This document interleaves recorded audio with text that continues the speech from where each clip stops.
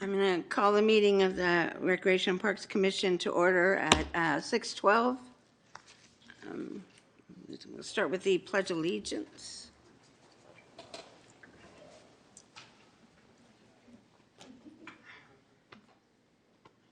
I pledge allegiance to the flag of the United States of America and to the republic for which it stands, one nation, under God, indivisible, with liberty and justice for all.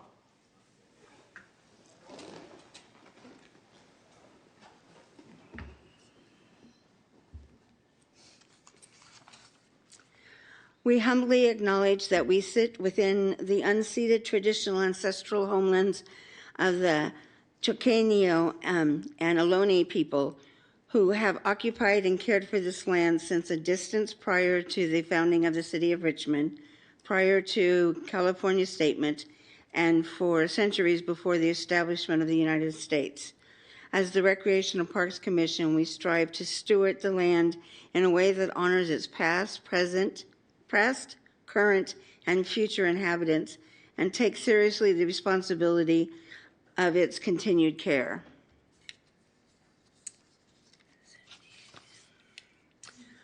The mission of the Commission is to advise the City Council and City staff to provide excellent parks and recreation facilities, to preserve open space, and to provide programs that enrich, educate, and serve the needs of the diversity of the residents in Richmond.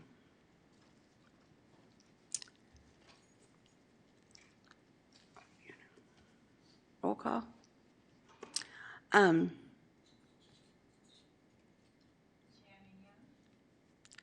Present. Vice Chair Torres. Present. Secretary Kaye is absent. Commissioner Warren. Present. Commissioner Rogers. Present. Commissioner Ronnie. Present. Commissioner Smith. Present.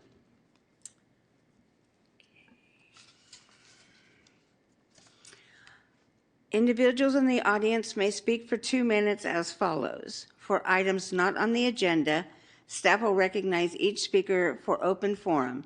For agenda items, staff will call on each speaker after the item is introduced. Please complete a speaker card and provide it to city staff.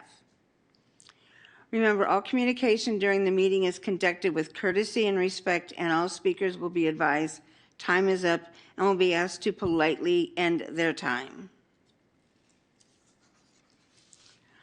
The order in which the items on the agenda will be heard may be adjusted by commission vote at this time. In addition, any items may be removed from or placed on the consent calendar at this time. Chair will be asked commissioners for a motion to proceed. Do we have any changes to the to the calendar?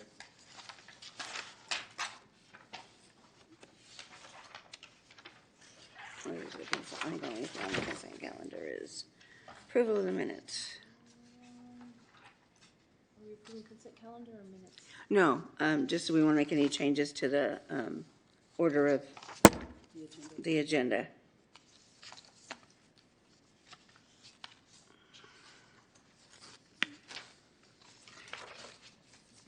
I make a motion to approve the agenda. Do I have a second? Second. All in favor, say aye. Aye. Aye. Any opposed? Any abstentions? We shall move on. Okay.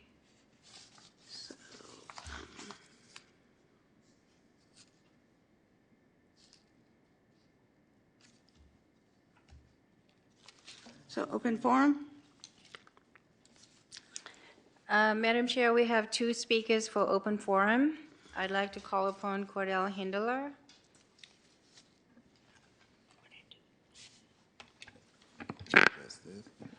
So, good evening, Chair Mignoni, Commissioners. For the record, I am Cordell Handler, and I have some wonderful news to share with you all. But first, I want to officially welcome Commissioner Rogers to the Commission. It was a site oversight last month. I forgot he was appointed. So welcome, Commissioner Rogers. So I do want to thank Gary Hurlbut for his presentation last month regarding the Nickel Park.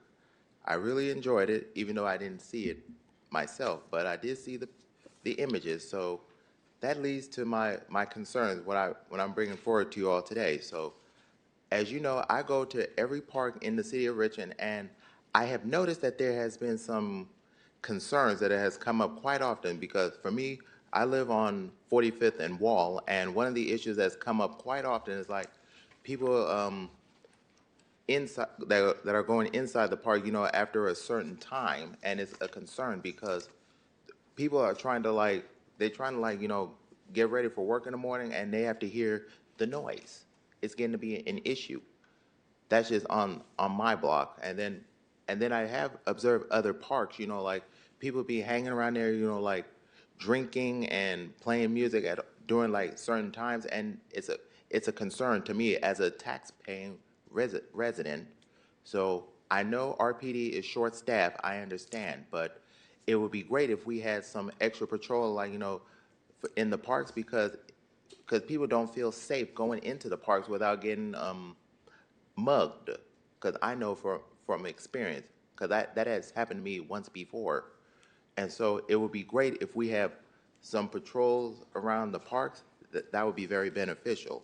And then, oh yes, finally, coming up, you are all invited to the Contra Costa Mayor's Conference on July 9th, and it's hosted by our neighbors in San Pablo. I will get more information at a later time, but I do know you have to RSVP ahead, and it's only $80 for dinner, drinks, and dessert. So that's it. Thank you.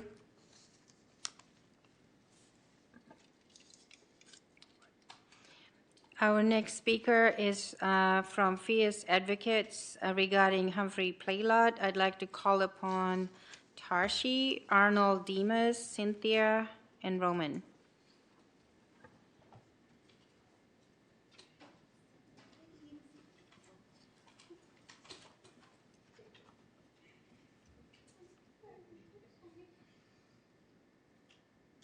Good evening. How's everyone this evening? My name is Tashi Johnson. I'm the lead organizing coordinator for Fierce Advocates. I'd love to introduce you to some of our friends and core leaders from Humphrey Playlot who have volunteered their time to park equity since 2024.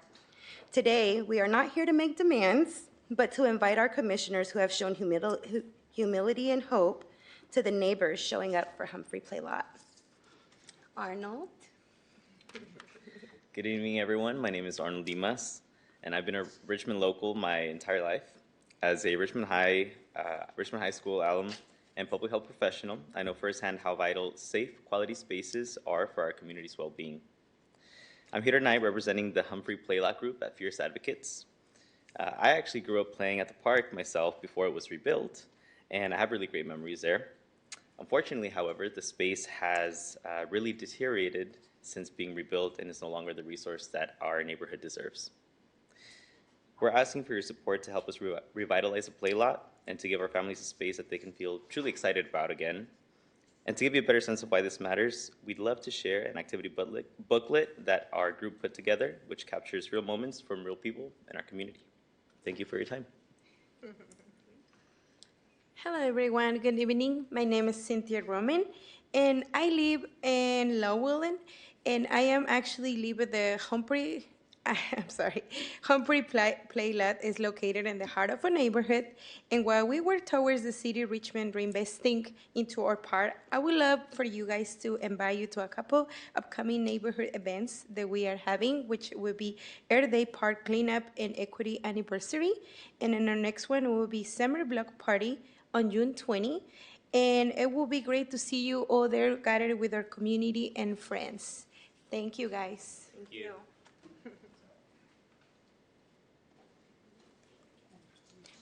Thank you. Yeah, you can just leave them with Thank you. Rajanan. She take it. That's the last speaker. The rest of the audience is here for item number 9. Okay.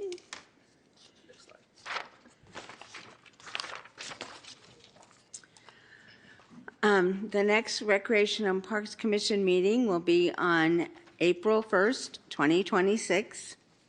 We currently have $413.08 in the commission trust account.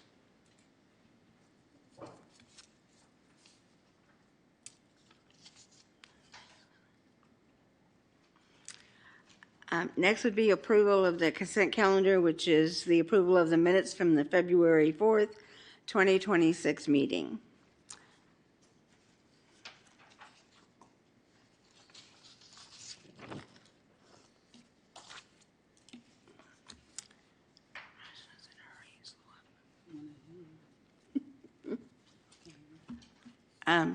Do I have a motion to approve the minutes?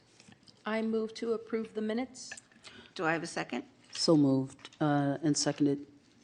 All in favor? Aye. Aye. Any opposition? Any abstentions?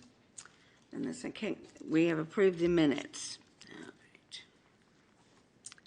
So next is department reports, and we'll start with Public Works, Jason Lacy, Superintendent of Parks and Landscaping, and Alex White, Parks Supervisor. Good evening, everybody. My name is Alex White. I am the Parks Supervisor. So we'll go through a couple of these here. Up at Hilltop is mostly abating weeds at medians, doing some chain link fence repairs, and getting all their lawns mowed as well. Go to the next slide. So the general fund, so there was planted roses, added irrigation, installed new mulch at Parchester Park. This was finishing up on that MLK Day event. So there's a couple little loose ends to tie up there. Planted rhododendron shrubs at Judge Carroll Park, repaired a door at Southside Park, pruned trees, trimmed shrubs at Southside, cleaned up leaf debris at Booker T. Anderson, abated weeds, cleaned up pine needles, repaired a hole in the chain link fence, and trimmed bottle brush over at the Fire Training Center.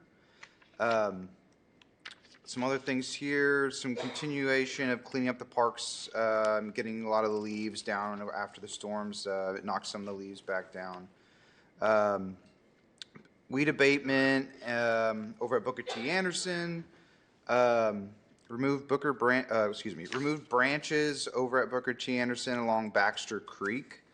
Abated the weeds at the main library parking lot. Assisted the recreation staff with snow day.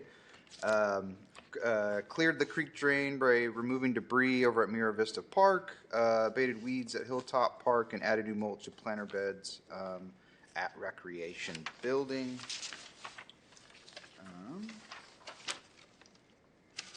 Advanced in my notes here. Here we have the trees. So a tree crew removed the tree on Lobos Court. It's uprooted due to weather. Trimmed tree on Cutting Boulevard. Removed declining redwood tree on Tulare Avenue. Removed a fallen limb on 8th Street. And then removed fallen bloom stalk from agave on 44th Street. That's all for the updates here currently. So I'm going to hand it over here to Mr. Jason Lacy, and he'll take it from here. Great, thank you, Alex. For the record, Jason Lacy, Parks and Landscape Superintendent. I'm going to go ahead and give you guys some updates on staff. We have an offer letter out, a final offer letter to our Parks Supervisor. They should be onboarding in about 2 weeks. They're going to supervise the Marina Bay area. We're in the second round of interviews for our 2 tree trimmer positions. We hope to have those positions onboarding by the end of April. Give you a couple capital improvement project updates. The San Francisco Bay Trail out at Point Melati, it's underway. It's about 10% complete. It's a very significant project. Anticipated timeline of completion is about a year from now. Shields Reed, everyone's excited about that. It's well underway. Process is going well. We're about 75% complete. We anticipate late spring, early summer completion. Wendell and Borman are both underway. They're about 10%. It's major grading and utility work right now. The wet weather has slowed things down a little bit, but both of those are probably a late summer anticipated completion.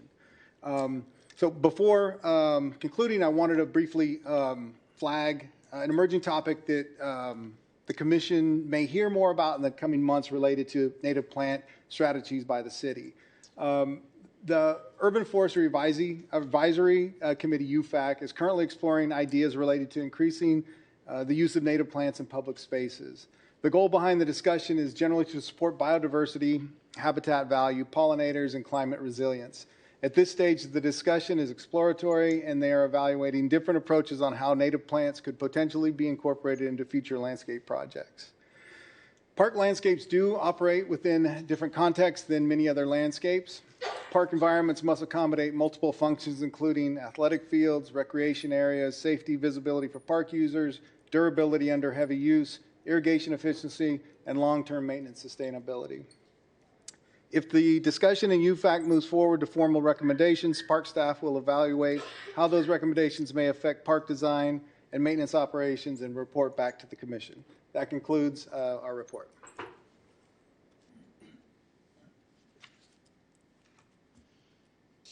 Any questions? Go ahead, Mike. Hi, thanks, guys. Last week, Alex, you had talked about grading for the baseball fields. I'm just curious on an update for that. Yeah, so we ran into two things here with a little bit of the weather, and then the piece of machinery that we use, Ventrac, our drag to be able to kind of level that field out went down, so we've ordered new parts that should be back in here within the week. And so then we'll pick up again here on grading out the field there. I'm just curious what that timeline looks like for all the parks that are on your list. And the reason I ask is that I just watched some kids the other night playing baseball, and yeah, it was hard for them to pick up the ball. And just curious what that looks like for timeline. Yeah, so we have gone through all the crews. Should have gone through all of their fields here and have graded through them. One of the big things that we are continuing to work on is trying to get, or being able to bulk purchase infield mix, which will allow us here to produce a much better field, and it'd be a lot easier to groom, because right now, with how low our infield mix is, it wears down our teeth when we drag around and get rid of the low spots and move around the infield mix. So it's going to be a slow process here, but it is something that we are moving towards. Is your goal to do all the baseball fields in the city, like by the end of the year, or what's the? All the infield mix, I don't think it'll be something that we could accomplish within the year, but it is something that we are so identifying a lot of the nickel fields, Lucas Park, North Richmond Ball Field, Tiller. It'll be kind of having to work within our time frame. So here in the spring, I'm trying to kind of pull back on some of our bigger projects that we can focus more on weed management. As you can see, it's already starting to grow like crazy. So some of those things will kind of slow down here in the spring, and then as the summer, as we get kind of through the event season, the weeds start to slow down, and then we can start picking up a lot more of those type of projects. Thank you. Just to piggyback off of that, hi Alex. So yesterday I visited the Nickel Park baseball fields. I was informed by a community member that there was an unauthorized adult soccer tournament in the outfields of the Nickel Park baseball fields, and it was huge. There were hundreds of people out there. They were blocking the Leona roundabout. People couldn't get in and out. All along McDonald Avenue, there was no parking. I actually tried to park and walk in so I could go check it out, but there was just like no parking. So I went to the field yesterday to kind of check out what was going on. And I ran into a team that was practicing, one of the Leadership Public High School boys baseball team. And I talked to coach, and he says he occasionally finds issues and damages, stuff like that. But I did see the field was recently dragged. I did see new infield, and I did see a small mound. Now, I will say one thing that the coach, one of the concerns the coach expressed to me was that they had pulled out the base plugs.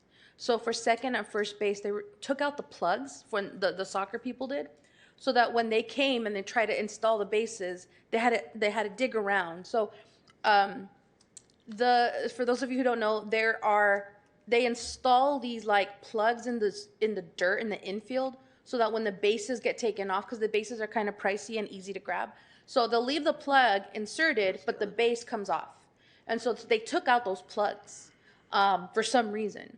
And so that was the only frustration he shared, was that was really the only issue. The grass didn't seem all that bad, but he did also tell me, the coach, because I wasn't here for any of this, the coach told me that he was there on Saturday with his adult team, and that there were people mowing the lawn in the outfield. So as we know, if you play soccer on grass fields in Richmond, they're not cut low enough for soccer. So the people who unauthorized, without permits, came to Nickel Park on Saturday with the plan of having their tournament the following day, and brought the lawnmowers, brought their spray painting machine, and fixed up the field for the tournament. I don't know if on Monday morning there was a lot of trash. I imagine this is similar to what happens at Wendell Park. So I don't know, because by the time I got there on Monday afternoon, it was all pretty clean. And the coach said it was pretty clean as well when they arrived. But I'm not sure if staff had arrived to the park and done some cleanup. I'm guessing there was trash, because they actually had like food vendors out there. It was like a night market, guys. It was like, I mean, it was a whole thing. So I wanted to share that. The field looked good. It looked nice. But I went to check out to see if there was any like damage or issues, and for the most part, there really wasn't. But anyways, I just wanted to share that because it is baseball season, and I was really concerned that they were going to mess things up. And it doesn't seem like that, but just wanted to share that. And One more question. Go ahead. But they were not permitted, right? Oh, no. no, it wasn't permitted. No, it was not permitted. But people know they can come into Richmond, mess up our parks, mess up our fields, leave trash, leave feces, and no one's going to enforce it because we don't have weekend staff to tell them to leave. And this has been, I mean, kind of similar to what Cordell was mentioning in his comment. What are we supposed to do at the parks? How are we supposed to get help at our parks? We can't call the cops because they're going to laugh in our faces if we tell them there's unpermitted users here. Like, they're dealing with like really serious issues, right? So unpermitted users playing soccer, not really an issue. Anyways. Yeah, but if they hurt themselves. Absolutely, absolutely. And these, by the way, these tournaments are for profit. Like, it is a cash prize. These people are paying hundreds of dollars to enter these adult tournaments. They come bringing, 24 packs, and they're drinking all day. They're there from 8 in the morning, 8 at night, drinking all day, which is why I'm concerned about the state of the field. The coach I spoke to did say he does occasionally find human excrement out on the backs, behind the backstop and stuff like that. So that was my concern. Is I'm sure if they're unpermitted, they're probably not bringing porta potties to their tournaments. They used to bring them to Wendell. We used to have a porta potty out there. Oh, really? Okay, well. That's the only thing good they did there. Yeah, there's a lot of trash. My other question was for Jason. So you mentioned 75% done. Is that both the both sides? Because there's a field, the sports field side, and then there's the playground side. So I asked that specifically. We have a lot going on out there. And I asked Darcy Dlashmet, our CIP manager, she started to get real finite. And I said, just give me an overall.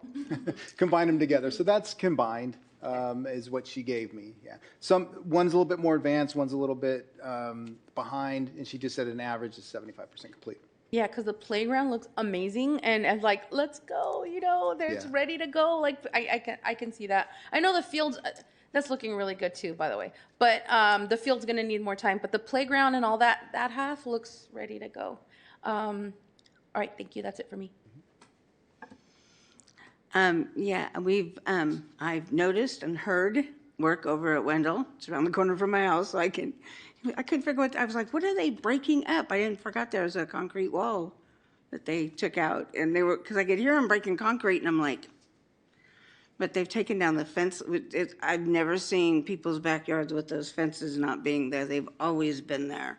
So yeah, it looks like it's coming along really good. I think they've got the irrigation in. My neighbor who lives across the street said they covered over the trenches, so we hope that that's what's going on. But yeah, we're real excited to see what happens next. Thank you. Anybody else have anything? Oh, go ahead. One more I forgot about. At the Richmond Rec Complex last month, we got an update that the scoreboard was going to be replaced. Last week at the futsal games, it was not. So what is the update with the scoreboard?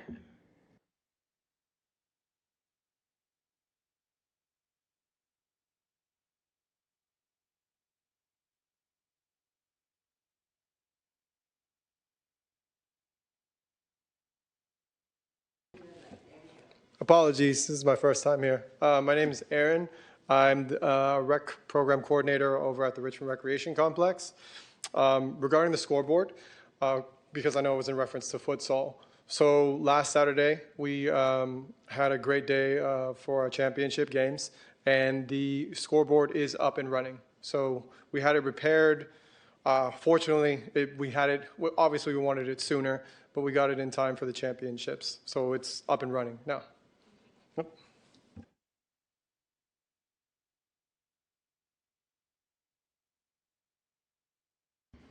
Recreation, the floor is yours. Do I have to go that way? No, that's fine. Good evening, Madam Chair and Commission members. I'm Ranjana Maharaj, Deputy Director for Community Services Recreation. With me here tonight is Travis Gok. He is also a recreation program coordinator from Nevin Community Center. Our attempt to bring in every meeting and introduce our staff to you so you get to know them, since this is a new commission. And last month we had Maurice Range from Booker T. Anderson Community Center. Tonight we have Travis Gok, and you just heard Aaron Phelps. He's not here to present, but Travis is here to do a presentation for his site. Next slide. No, next slide. Oh, that's it. Oh, okay. Yeah.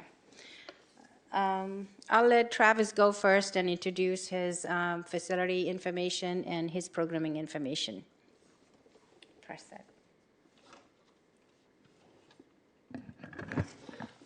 Good evening, everybody. My name is Travis Gok, Community Services Recreation Coordinator at Nevin Community Center. So I just want to share some programs that we have going on over there. Right now, we have Achieve Summer Camp. Not Achieve After School program right now. Right now, we serve around 60 participants in there. We have most of them from Washington Elementary School, but also we have kids from Lincoln and also the Caliber from Terra Hills. They actually live around here, so their parents actually dropped them off over there. We help with homework and other group activities, help them with their social emotional skills and also their cognitive skills. We also have a Tiny Heroes program, which is 0 to 5 years old before they go to preschool on Mondays and Tuesdays. We also have adult fitness in the morning times, 10 a.m. to 1 p.m. Monday through Friday. Also, we have a senior circle too with Pogo Park with Doris Mason on Wednesdays at 10:30 to 12:30. We have Zumba, the Way of Life program, every Tuesday and Thursday, 6 to 7 in our multi-purpose room.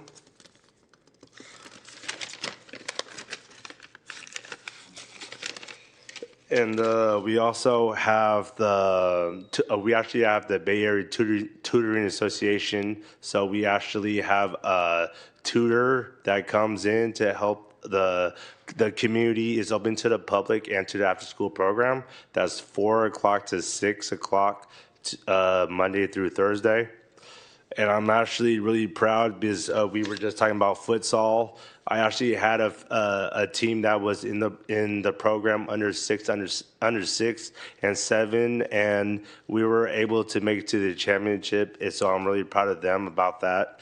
You know, it just helps them with their confidence in sports. It doesn't just have to be futsal. It could be soccer. You know, it just gives them more confidence to be who they are. Oh, soccer. Oh, we also, right now, we actually have a program. it's not really a program, but they rent the space. It's from the AYSO program. They come in the next six Thursdays, 4 to 6. They work with children to do, sorry,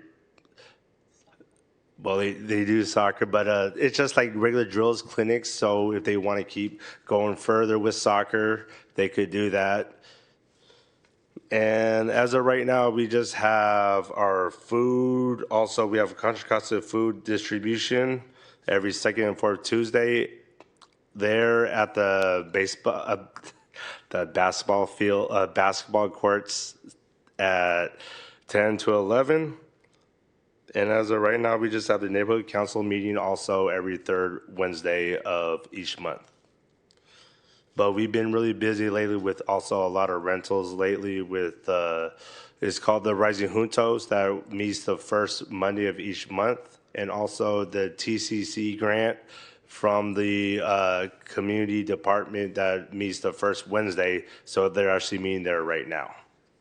Other than that, that's all I have right now. Thank you very much. Thank you, Travis. Looking at a slide, we are going to have an event this Saturday at the Richmond Recreation Complex. So I would like Aaron to speak on that, please. Certainly. We have this Saturday from 10 a.m. to 1 p.m. We have our Richmond Women and Girls Sports Day, National Women and Girls in Sports Day. Everybody here is welcome to come. We please welcome the community. This is a free community event. There will be sports events and competition.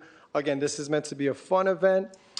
It will take place both in our facility and the basketball gym. We will have some outdoor activity as well, but we're also going to be mindful. There will be signage just because there's also going to be the baseball parade taking place this weekend as well in Nickel Park.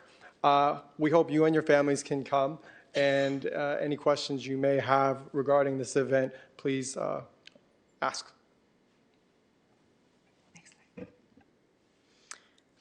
Also, our upcoming events are an Indian festival called Holi Festival. That's the color of lights. Color festival, a lot of powder and a lot of fun and dancing on that day. We moved it out to April only because we hope we'll get good weather, and I hope you will be able to attend. We've held it for the last 2 years at the Richmond Recreation Complex parking lot because every time we scheduled it, it rained, so we couldn't use the park. And everybody who came out there seemed to have a lot of fun, so I hope we can join us. Also coming up is the Earth Day Festival. We partner with and we support the North Richmond Earth Day Festival. This time it is going to be happening on Lucky A's Fred Jackson Way. And our staff, Stephanie and I and Shield Suite staff, they all collaborate on this to make this event happen. I know there are other Earth Day events happening, but this is one that we are aware of right now on April 18th. Next slide, please. And coming up also is the Spring Break Camp, April 6th through April 10th. We just finished the President's Day Camp, and now we are onto the Spring Break Camp. This is going to happen at the Richmond Recreation Complex. And as usual, the kids come out, have a lot of fun. Who's running the camp? You? So Travis is in charge of that camp. So if you know of kids who are interested, send them our way. Next slide, please. Just to make a mention, Snowball Scholarship Program has not gone away. It's just we just had to change the dates only because we did not get enough candidates on time. So we now have enough, and the interviews for those candidates are happening on March 7th. Which is this Saturday. A lot of events happening this Saturday. And this one is going to be at the Richmond Senior Center. And then thereafter, on March 21st, will be a reception given to all the scholarship recipients. And we still have the flyer to receiving donations through the Hilbert Benevolent Foundation. There's a QR code. It is available on our website, so please share and hope we can receive more donations for this program. Aaron, would you like to talk about Snow Day? Absolutely. So we successfully had our snow day take place 2 Fridays ago. I believe that was the 20th. So this is our annual event. We moved it to February just because we wanted to have it on a day where there was great weather for everybody to come out. Parks did an awesome job at getting everything set up, so we were able to have the event contained in the parking lot area. We had a great big snow slide set up for all the kids to participate with. We also had a lot of interactive stations that kids could participate in. There are a lot of inflatable type stations, whether it could be like a basketball or football game or a ring toss game, a little bit carnival-esque. We had, what's the place called? I'm drawing a blank. It's the burger spot. What's that called? Putting Green. Well, no, there's the putting green, excuse me. The putting green was where we had the snow pit. So the kids got to kind of get, again, especially for some kids who might not get exposure to snow, this was their opportunity to really get to play in the snow. And we also had Micho Achenberger come out and serve food to our community members as well. So it was a great, awesome day. Also, our team, really came together. I'll shout out Travis over here because he came out dressed as Bluey and just made the experience a lot more fun for the kids. So it was just an all-around awesome event. A lot of community members came out, and we're looking forward to the next one. And thank you to Parks for their help in getting the space cleaned up and get it ready for the event. Adult basketball, please. You might as well have set here. Glad I'm here.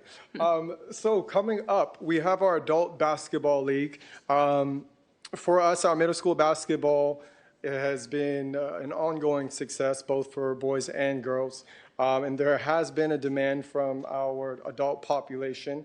So starting March 14th, for twice a month, it's going to be the second and fourth Saturday of every month, we're going to have adult basketball. This is not a league. However, it's still going to be organized gameplay. It's limited to 18 registrants per session, and we're looking to grow our program. Of course, we love to serve the community. We love the programs that we're able to offer for our youth population. However, we also still want to make sure we can serve our adult population as well. I mean, the community as a whole, every demographic. Should be great. Next. Up next is our floating egg hunt and spring egg hunt. They are both occurring on the same date, which is Saturday, March 28th. So we have the egg hunt at Nickel Park and the floating egg hunt at the Richmond Swim Center. And we hope you can join that event as well. Next. A few events that have happened recently. So February 21st, we held the Lunar New Year celebration at the Richmond Auditorium. We served almost about 300 people that day. And over 400 people. The last count I had was 300, but over 400. I believe they kept on adding folks to the event. As they showed up, they were able to accommodate them. Turned out to be a beautiful event with a lot of entertainment and food, and so everybody had a good time. Next slide, please. And then last week, we had the Black History Celebration. Again, there we had quite a few number of people. It was a dedication for Betty Reed Soskin, and the former mayor and the current mayor, they both were there. There was a person from the Congress office and some other elected officials. They showed up there in honor of Betty Reed Soskin, and her family was there, so there was a lot of nice information shared with us about Betty Reed, and her family spoke as well. And then there was entertainment from outside folks, our staff, and one of the programs that you can see on here is line dancing that occurs at the Richmond Senior Center. It was a lot of people for that particular program. So things are going well for this, and we look forward to the next celebration. Next slide, please. Oh, this is the end of it for what's happening right now. We've covered a few things for March and April, and as we move along, we'll be bringing back more information for the upcoming months. Questions? It would be, we don't seem to, some of the information for these events don't come out until like 2 days before they happen or very close, first week or something. So it'd be, if you can get it to us sooner, I think that would be important. The Richmond Neighborhood Coordinating Council, of which I'm the vice president of, would love to have this information in advance so we can make sure it gets out to everybody and that other people, if you're not in a city building, you might not know what's going on. Okay. So that would be really helpful. Sure. I can ask Christine to send information out to you ahead of time so that you're aware, and then you can decide to attend if you want to. If you need tickets for items like for Lunar New Year and the Black History Celebration, all those events were free. We just wanted to get a head count to get enough food for everyone, so that was a requirement that you call in and get tickets. So that's the process. Most of our events are free, except for floating egg hunt. Everything else is free. Yeah. I just wanted to quickly share an email that Christian Tirado, I believe his role is, he's like the main person who oversees the futsal program. I just want to quickly highlight an email that he sent where he highlighted some of the achievements of the program. Over 500 youth were served over 8 weeks. And there were clubs from Richmond, Berkeley, San Pablo, Pinole, El Cerrito, Hercules, and Albany. So the futsal club brings, the futsal program is regional. It serves the area, and it meets a need because it's affordable, and it's centered in Richmond. It reduces the need to have to travel. In the winter, the weather makes it unsafe sometimes to travel, so being able to play locally is really important. And just for context, the registration fee is $400 or $600 with practice space. So for a team, that's really, really good. So I've been a fan of the futsal program. As my daughter's been playing in that since she was like 5. She's 13 now. And with the exception of the pandemic and the closures at BTA, I've been there every year in some capacity as a parent or a coach. So I'm grateful for Travis this year for spearheading the U6 program. So he spearheaded a play date style clinic for kids 4 and 5 years old. My son was playing there as well. So thank you, Travis, for doing that. That is a big need for our community to have those programs, quality programs for our kids. So thank you for the futsal program. For next year, according to this email, registration will open October 1st for the 2027 season. So we have a few more months to get ready for that, but I'm wondering my question is if there's an ability to expand capacities, because this year it felt like some teams, especially girls teams, had a hard time finding divisions in the futsal program. And so some of the girls teams that were interested were basically told, we don't have girls in your division, don't sign up. So is there and you know I've got your back here, but what can we do to expand capacity? Maybe we can make it 600 kids next year. So is there capacity building here? Is there something we could do to partnerships with RPAL that we can make, or I don't know, what can be done? We can go back and discuss that with staff and see how we can build it. I know that Tate in the past has tried to rent the school's gyms to take some programs over there. And that's one way to do it. I'm not sure what's happening with Richmond Palace Gym, but that's an opportunity as well. But Livonia is right across the street from us, so that would be one place that we could look into. Yeah. Cool, thank you. And then that reminds me, any updates on any joint use agreements with the school district? Not yet. Yeah, right? I hadn't heard anything, just curious, because Yeah. that would facilitate this, obviously, but, okay, thank you. All right, thank you. Any other questions? Thank you, Recreation.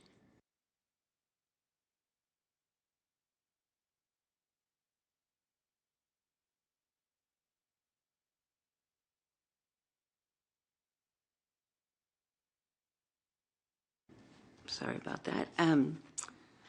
We're going to receive a presentation from East Bay Pickleball Association.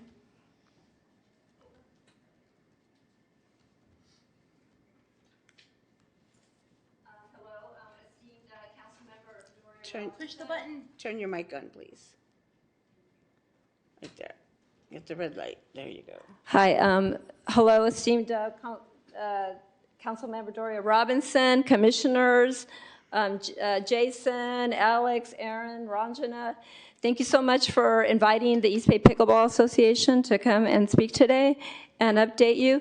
It's nice to see a new commission, so it means that I don't know what you already know.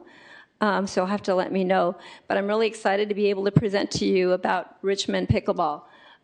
Shoot, I can't see the screen. I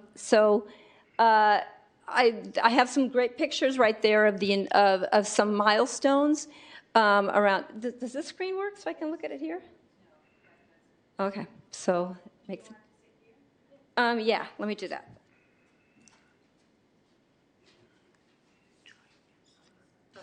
Thank you. Okay, so I mean, you'll see some of the milestones, which I'm going to go over a little bit of what's happened. Pickleball started actually here in Richmond 6 years ago during the pandemic. So let me get a little bit into the presentation so you guys know a little bit about what's been going on. Moving forward, next. We are here today mainly to talk about enhanced collaboration. Ooh, it turned out different right here, the slide. With parks, our asks today for enhanced collaboration is for the City of Richmond to service or allow EBPA to support servicing the cracks on the existing pickleball courts. What you don't know is, what we're going to be talking about is that 3 years ago, we received a grant. The East Bay Pickleball Association was awarded an ECIA grant, and we got matching funds to create the pickleball courts at Booker T. Anderson, and I'm going to talk a little bit more about that. And also, EBPA was also awarded a 2024 ECIA grant worth $47,000 to add lights at BTA. So that's what I want to talk about, because we want to advance those issues. The other issue, which is not coming out real well in the slide, is that with recreation, we want to work on programming that supports the community and simultaneously raises revenues for the City of Richmond. So that's our goal today in this presentation. Next. Do I need to share with you what pickleball is? Because a few years ago, I had to let people know what it was, but it seems like people nowadays know what it is. Who knows? Do you guys all know that it's what it is, and it's played with a little paddle and a wiffle ball, and it's quite addictive, and it's a lot of fun. Played as doubles with teamwork, very affordable equipment. I think I know what pickleball is, but can you describe to me the difference between pickleball nets and tennis nets? Well, for example, you can fit 4 pickleball courts on 1 tennis court. So that's what makes it more accessible and easy to play. And I didn't bring the paddle, but the paddle's really little and it's really light. And it's played with a wiffle ball, kind of like this one that I've got here on my shirt, a little plastic ball. And it's mostly played in doubles. And an example also would be that a tennis player, in order to learn how to serve a tennis ball, spends months just learning to serve. With pickleball, the first day you get out there, you're already serving it. So much easier to play. So let's keep on going then. It's all about fun, fitness, and friendliness. It's a multi-generational game because the range of age is from 10 to 90. Literally, there's people of all ages playing it, and they're playing with one another. It's very accessible to seniors and the disabled. Most of the players actually are 50 to 75. Having said that, the young people are coming in to play a lot more now too, so it's made it much more diverse. The learning curve is really easy, like I mentioned, and it's really inexpensive to play, because you can go buy paddles at Target for $20 and be playing right away. Do you want me to do this? Okay. The health benefits is that youth can develop hand-eye coordination, and Sam knows this because she's been one of our coaches. So sometimes we've actually got little kids playing that are 6 and 7 years old, even though the ideal age is 10. For seniors, it provides social engagement. It improves their balance because they can't play tennis anymore, because lifelong athletes who have had to step down from tennis and other sports due to injuries can now play pickleball. So suddenly they discover this sport that you didn't think you could play, but you can, because everybody the first day they get out there, they can hit that little wiffle ball. So this is what I wanted to get to, though, because this is what's important, is the results and milestones at Booker T. Anderson Park. East Bay Pickleball Association was founded by me. My name is Darlene Drapkin. I think I forgot to give you my name. I'm Darlene Rios Drapkin, and I founded and am president of the East Bay Pickleball Association. And through our grassroots efforts, EBPA has fundraised and provided outcomes and services in Richmond. Back in 2020, during COVID, we got a small block, a mini grant, block grant, to start 8 introductory clinics, and it was wildly successful. People were looking for things to do during COVID, obviously. At that time, we asked the city of Richmond, where would you like us to place the first pickleball courts? Because remember I said that you can put 4 pickleball courts on 1 tennis courts? The obvious place to play it is on tennis courts. Having said that, you can put pickleball nets on asphalt anywhere. You can put it on basketball courts, but the typical place that you go to are tennis courts.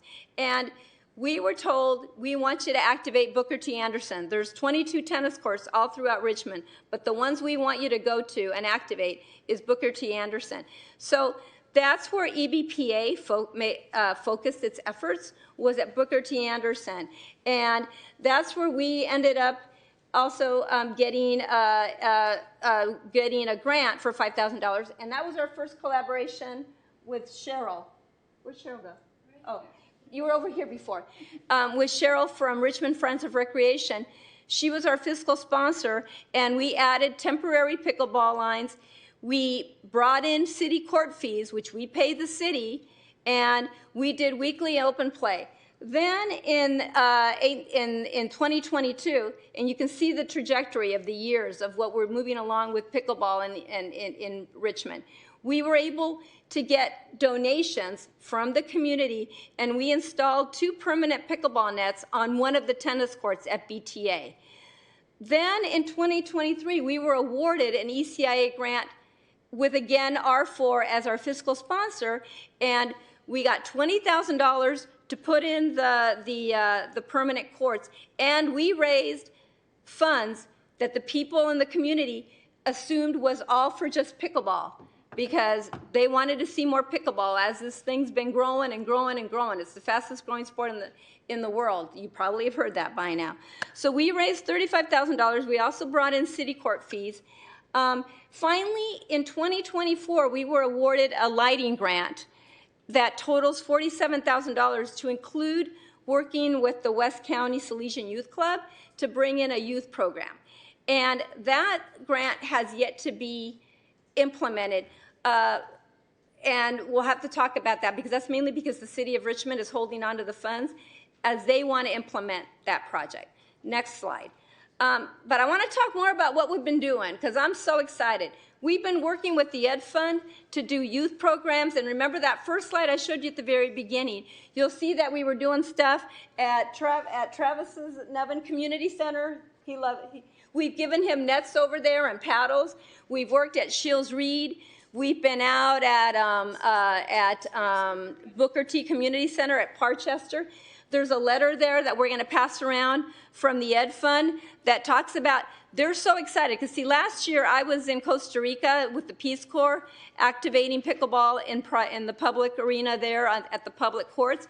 But now now that I'm that East Bay Pickleball Association, I'm back to oversee a program. We're going to work again with the Ed Fund, and once again this summer, work at all of those centers as well as at the Freedom Schools, which you guys know like Niestrom's. So it's quite exciting to go back and introduce kids to pickleball. And you know what we love is in the second year, they're like, oh my gosh, you're back. When are we going to do more type of things? We want to play more competitively. We want a league. Okay, so here I just got pictures of collaboration with Ed Fund because it's so exciting. We bring them out, wooden paddles, before we get them into the real thing, the real paddles. But these are we do it indoors. That's another thing. Pickleball can be played indoors. It doesn't just have to be at outdoor courts. Pretty much you can set up everywhere. Have pickleball net, we'll travel, we'll go around. Okay, next slide. I wanted to talk about this group because you know how Stige School, when it was open, is right next door to Booker T. Anderson? We went and did not having to do anything with the Ed Fund. We went and did pickleball with the kids over at Stige School. And I want to show you the next slide because this says it all. This was written by one of their school outreach coordinators who I hope didn't get laid off during this most recent WCCUSD layoff. The students were very interested and had a great time. Our group of 10 participants were entertained, which is difficult to do. 3 of the students have ADHD and have a hard time staying focused. I was surprised they lasted 2 hours and had the patience to learn and play an organized game. This is a great way to practice the hand-eye coordination and get out a bit. Most of them play video games and hardly get out. This was a great way to get them to step out of their comfort zone and promote a healthier lifestyle. Need I say more? It is so exciting. Now, I don't like the way this slide turned out. I don't know what happened here, but okay, upcoming EBPA activities, if you could see this. We're going to be doing pop-up pickleball. Anybody familiar with the Park Equity Project that Richmond's working on? East Bay Pickleball Association was awarded a $25,000 grant, and we're going to be doing pop-up pickleball. What does that mean?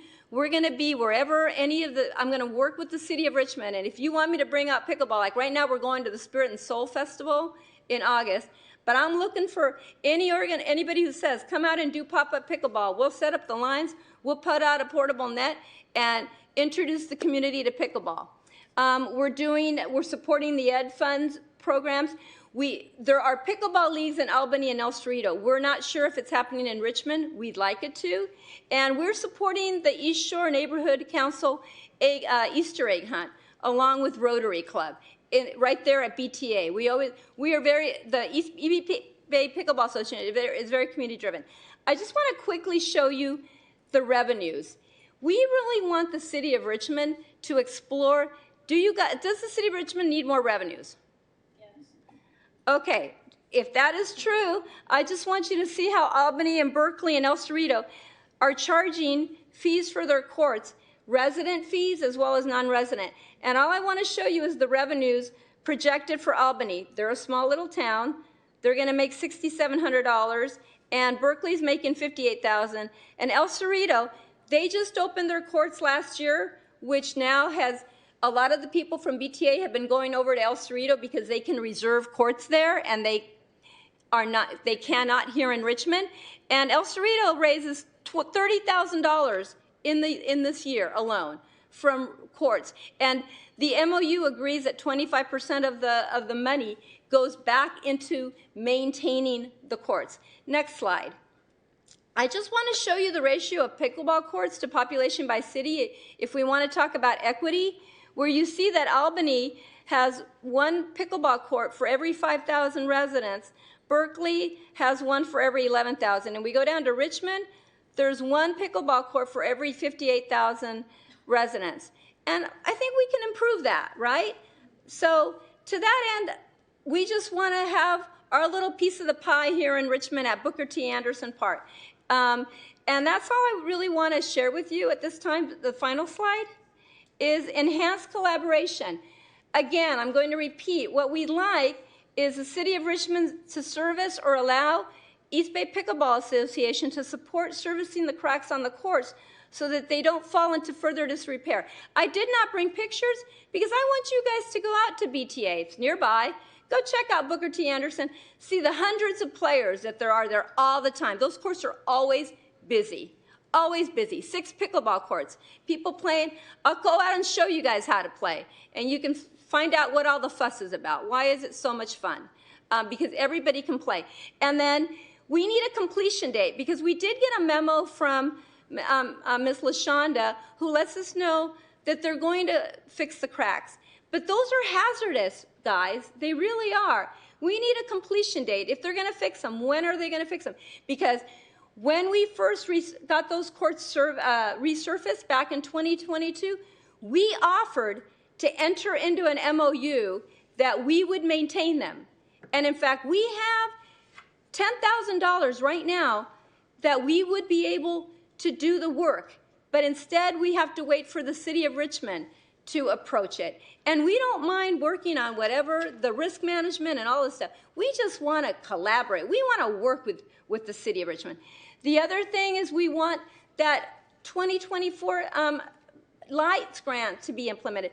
Right now, the only lights in Richmond to play, in West County to play pickleball is at Albany. There's lights at night. But what about getting lights here? We have the funding, the money, and now solar lighting is very easy to do. And we had a volunteer who was getting, the same person who got the quotes for the resurfacing from licensed contractors. We can work with Jason and help to make that a reality, the lighting grant. And then, so you see down here, it says ABPA hopes to lessen the burdens of government. We really want to work on filling in, because we know that the city staff is so overworked. We get that. So we want to collaborate and find an enhanced collaboration. And we want to do program that supports the community and helps raise funds for the city of Richmond. That's really, I am a Richmond resident of 28 years. I know that the city needs funding, and we want to help collaborate to make it happen. So on that note, I'm going to pass it over. I think that's it. I think we have some speakers, right, Ranjana? Or I don't know if I take questions or you wait for the speakers. I guess it's now. Will be speakers. So public comment is now? Yes, we had received 13 folks who submitted public comments that came by way of email that I have already distributed to you. Yes. So we have 6 in-person speakers. I would like to call upon them, and then just to remind everyone, you get 2 minutes to speak. As your name is called out, please step up to the podium and turn on the mic and speak. First speaker is Elena Van Loo.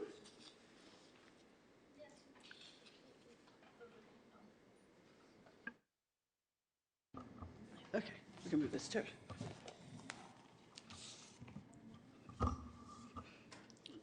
Good evening. I do want to clarify about the net. The net is slightly higher than the pickleball court, so just to let you know that.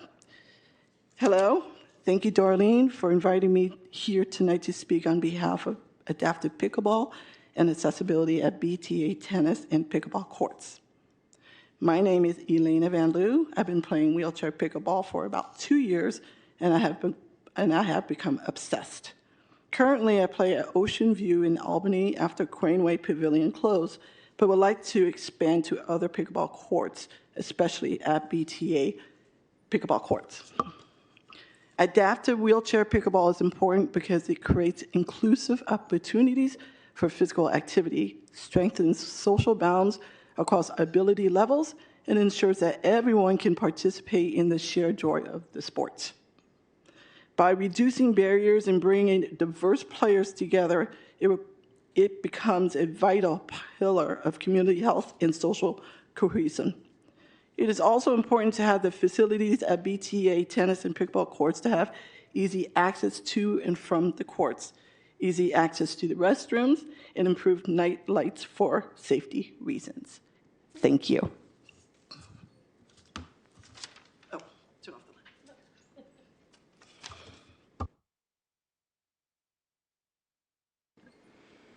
Our next speaker is Cheryl Mayer.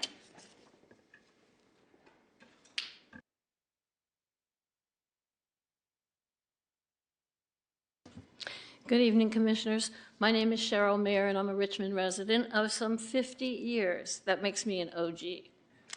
I just want to elaborate on the role of Richmond Friends of Recreation, both in terms of this ECIA grant that Darlene Dropkin was mentioning, but also the historic service that we provide to the city of Richmond. Richmond Friends of Recreation was founded in 1979 during the Save the Plunge campaign, where we raised all of the money because it was necessary to go through a nonprofit organization in order to have various foundations and corporations give money on the magnitude that it took to save the plunge. Since then, we managed the $5 million for Unity Park, we managed the $250,000 for the NFL football field, and we're involved in many, many grants, small and large. Helping nonprofit organizations and groups to have programs and services. And that's our role with the Pickleball Association. So the grant that we got 2 years ago has never been implemented. And we understand that the city wants to manage its own capital improvement projects, but it's never been implemented, and we have not gotten the fair share of monies that we needed for the administrative costs and the youth programs that go along with that grant. So it's important that the commission really study this issue, award the grant, let us work with the city of Richmond to get the lighting installed as sooner rather than later. Thank you. The next speaker is LP Fry.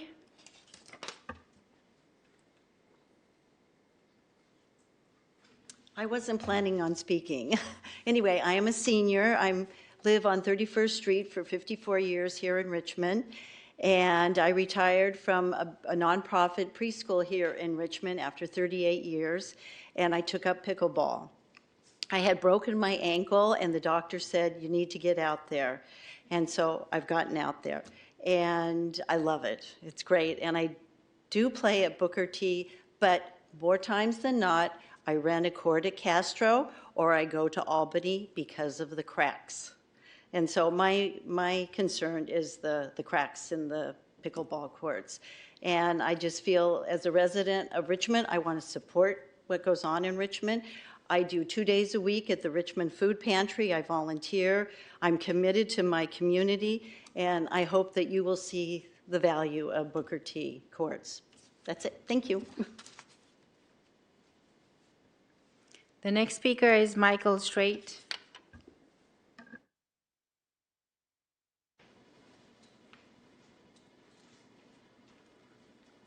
Hello, my name is Michael Strait. I currently reside in Terra Hills.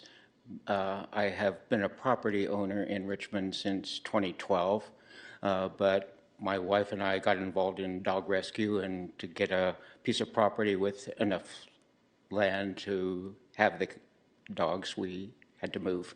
But I still own property in Richmond. I became a pickleball addict about 2 years ago. First played at Richmond Parkway YMCA, and then we moved to Craneway when that closed. I found Booker T. Anderson, and that became my place to go to. I've always loved and participated in team sports, and I thought, why can't pickleball be a team sport? And of course it can be. So I approached staff of the city of the Parks and Rec to ask about starting a league at Booker T. Anderson, along with Castro Park in El Cerrito and Ocean View in Albany and Bushrod in Oakland. The stumbling block, of course, with Richmond was no court reservation system. So I have continued my efforts to build the league. Since last October, I have developed an interest list of over 200 people. We are starting our league playing at Castro Park in El Cerrito and Ocean View in Albany because they have court reservation systems. We're starting that league. We actually started last Sunday. It will continue into the spring. I know it's about money, partially. I have paid the city of El Cerrito myself over $2,000 since last October to reserve courts. Same with Albany at Ocean View Park.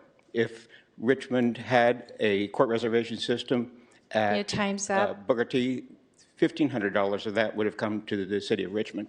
Thank you. Thank you. The next speaker is Mary Hill.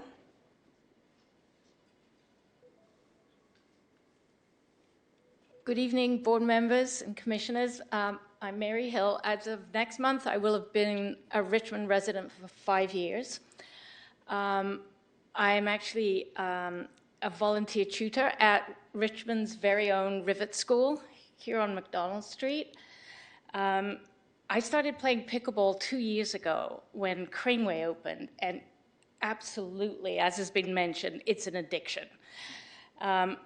I actually am a lifelong athlete. I played contact sports from age 11 until not that long ago. And definitely, like many people I know, I need the adrenaline rush of sport. And pickleball is the only sport I can play now with my arthritic knees. I now play where Michael mentioned, Castro Park. I play in Albany, I play in Oakland, and at Booker T. But Booker T is the only one that I'm a little concerned about because of the cracks. I see way more people falling over playing at Booker T, and that's a huge concern. And I would like to see a system that I see at the other locations where money can be raised. As an example, at Bushrod, I'll usually play there on Friday mornings. People will reserve the courts so that dozens and dozens of people can play. And those of us who show up, normally we pay $2 or $3 to play all morning. And so, you know, there's a substantial amount of revenue that can be generated this way. And I would like to see something like that happening at Booker T. It's very easy to organize, very easy. And it doesn't require employees of the city to get heavily involved in the administration. So thank you very much for your time, and I look forward to seeing great improvements at Booker T. Thank you. Our last speaker is Ernesto Yilo. Sorry if I mispronounced that.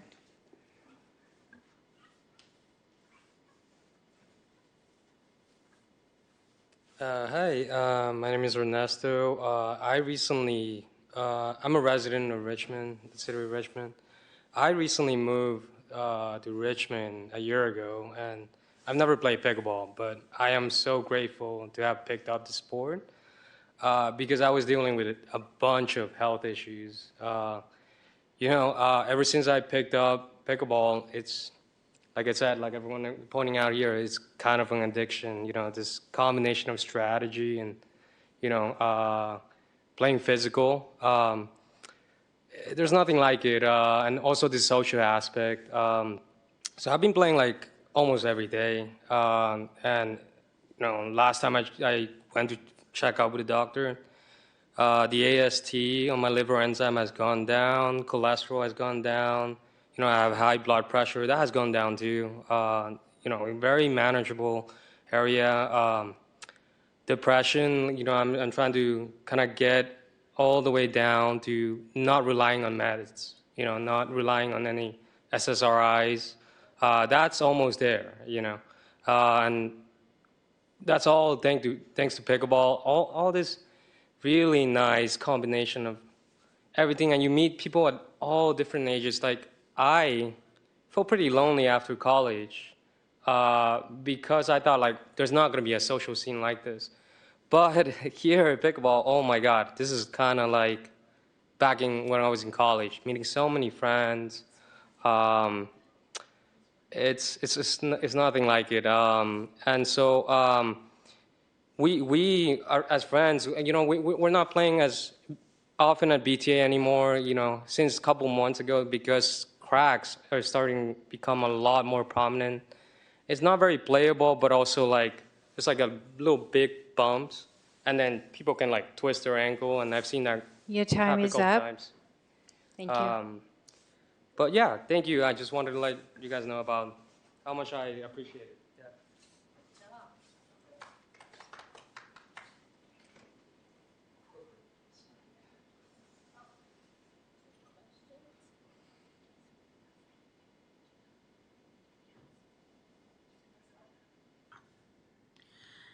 There's no questions?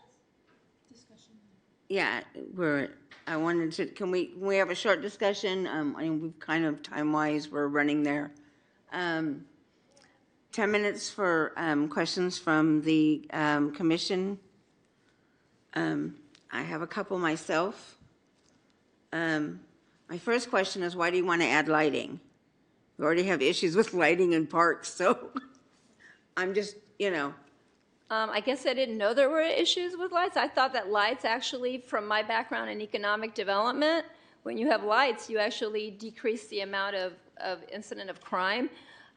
So, and especially you can now add activity at night for people to play, and you can add, if the city of Richmond wanted, more revenues, but we want people to play at night, especially people who work during the daytime. Trust me, those courts are actually pretty busy from 9 to noon and then 3 to 5, and then they have to go because it's dark. You get people to stay playing there at Booker T. Anderson. I've noticed in the last 6 years how the environment is much more friendly. There's many more people with dogs walking around. There's a lot more kids. Having people around and having lights adds to the ambiance and makes a community feel like it's a place you want to be. It's very livable. The neighbors have been very happy with our presence. We're always asking them, and they appreciate the presence of the pickleball courts there because of the enhanced activities that happen there. that's probably my second question. We need to make sure that whatever we put in these parks is what the people who live around these parks want. We noticed that at MLK, 2 people put on the board they wanted pickleball. Now, there's a lot of other things going on. So we need to either do a walk around to everybody that lives within, a quarter mile of BTA and say, do you want pickleball or do you not want pickleball?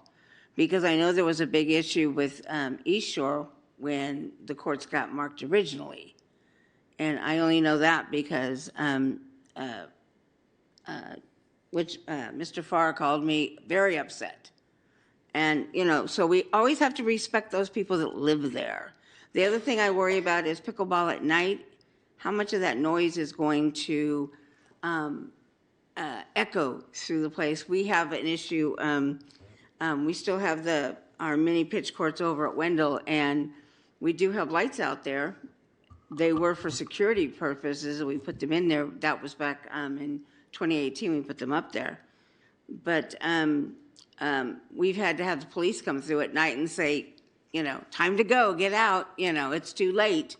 So, those are the kind of things you have to think of in advance of the situation. I couldn't agree with you more, Jan. And when we went to BTA, that was where the city suggested that we place the first pickleball courts. So maybe it was all of us didn't have the foresight to think about it. The one thing I can tell you is pickleball players don't drink alcohol. They're just really out there playing the game. And I think we could have a cutoff time that we work with the community and say, what time would you like the lights out? And if that's 7, that's 8, that's 9. Yeah. That's what we do, right? We've asked since the grant was awarded if we could have I'm a facilitator. If you wanted to, I could facilitate the meeting, but probably not a good idea. Probably good to have somebody from the city to meet with all of the neighbors and make sure that they're okay with the lights. So that's an easy part. We can find someone to facilitate a meeting and ensure that we're meeting the community needs and not running over them, so to speak. Yeah, I'm not sure that a community meeting or community meetings like this are necessary for lights. The courts have lights. They're just not functional. So it's not like we're putting in something new that hasn't existed. The pickleball, the courts, I don't want to say, the courts at BTA have lights, and like most parks in Richmond, are just not functional. Yeah, I think we would probably replace those poles and now put in solar, which is actually a lot cheaper. Right. So it's actually even better because I think that originally Jason would know probably the metal, the copper in those poles is antiquated, correct? There's no copper, I'm sure, anymore. Yeah, the No, copper. it got stolen.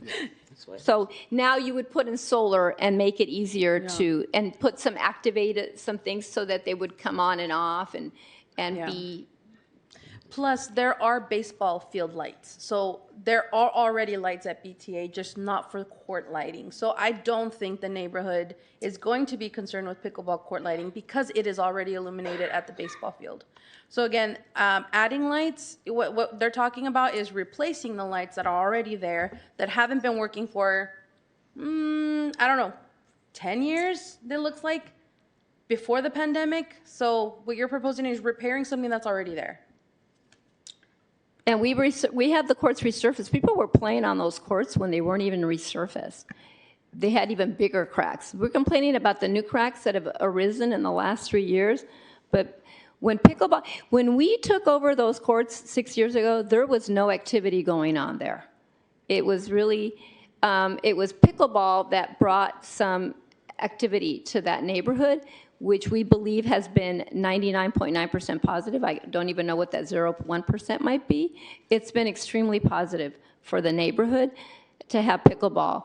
And anytime tennis players show up, which is once in a blue moon, we actually show them a pickleball paddle, and 99.9% of the time they start playing pickleball instead. And they say, oh, we kind of like this sport because this is easier. Tennis is not that easy for the average person. All right, Commissioner Ronnie has a question.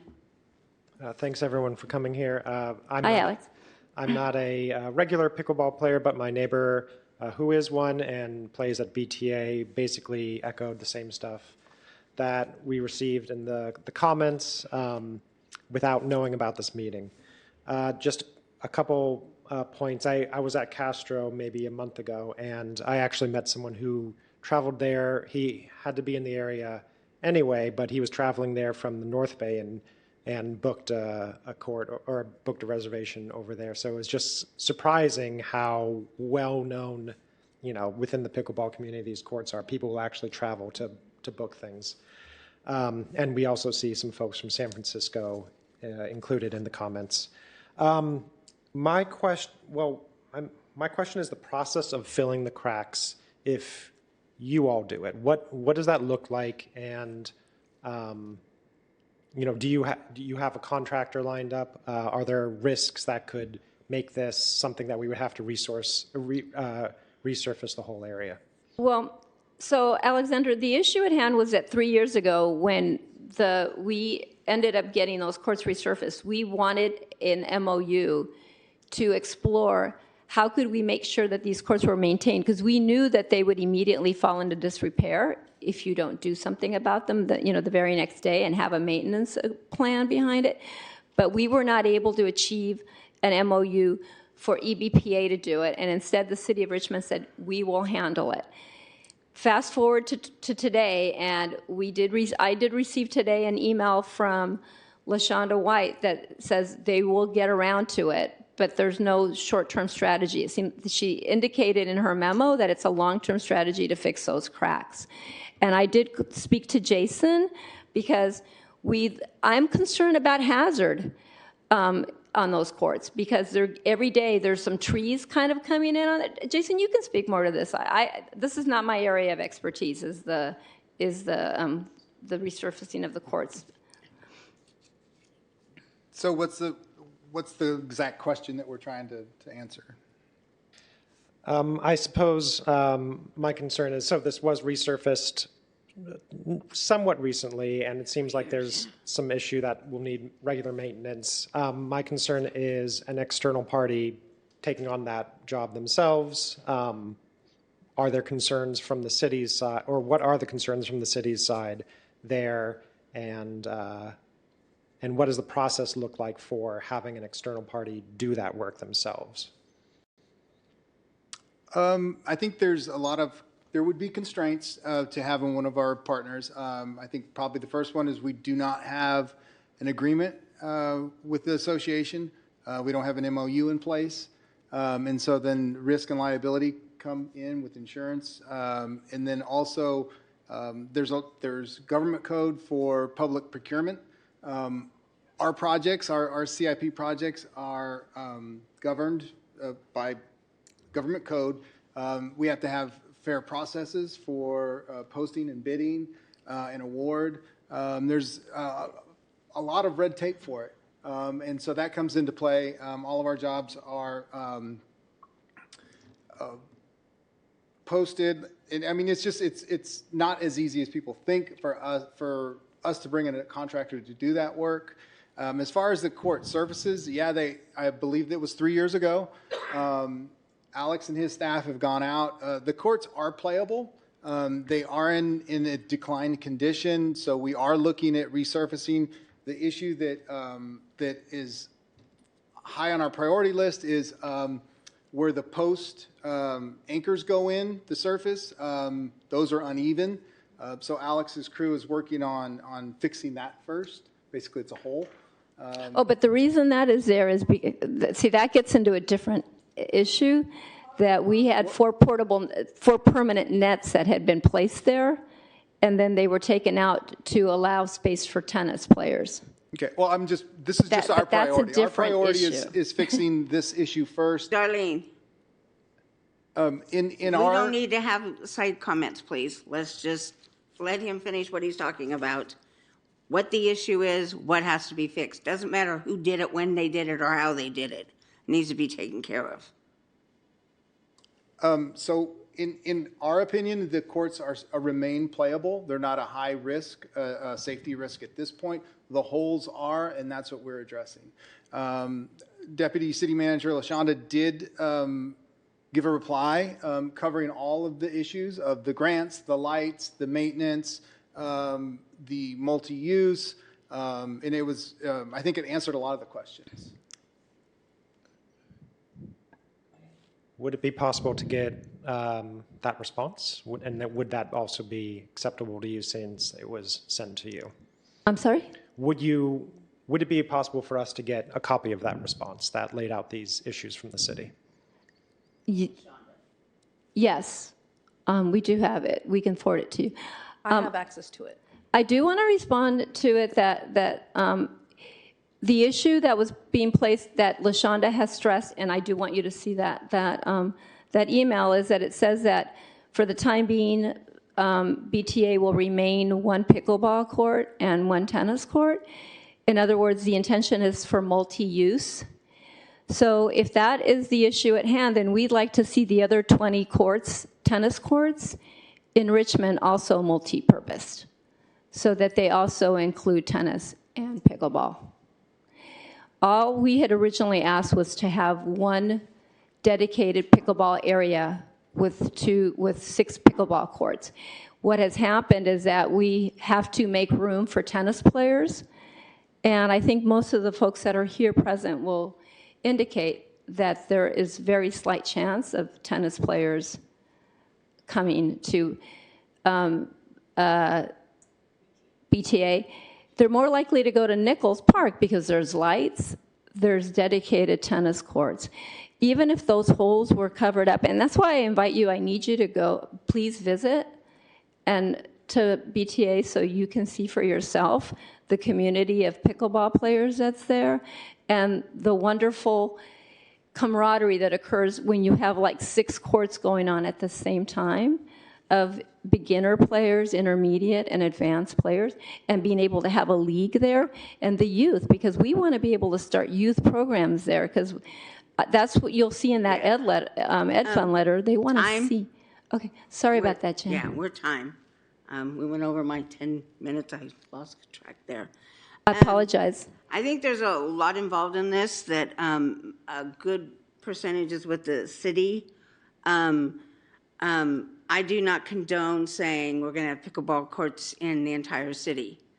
The North and East has 1 tennis court, and it's too close to people's houses.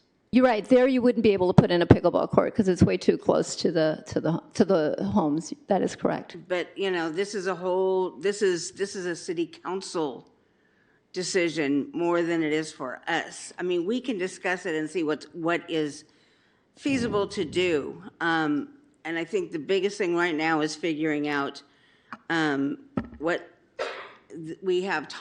the what Alex and his group have time to do. They're doing Borman, they're doing Wendell, they're doing Shields Reed.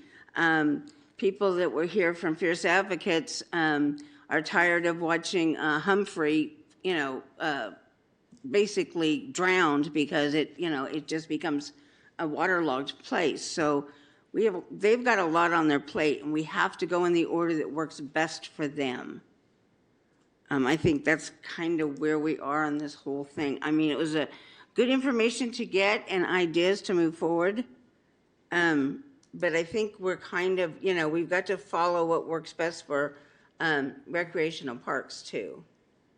Go ahead. And respectfully, Madam Chair, I disagree.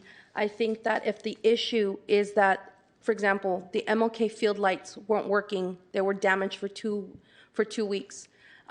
In the middle of winter, as soon as the time changed, the field lights at the only soccer field that's illuminated in Richmond was out.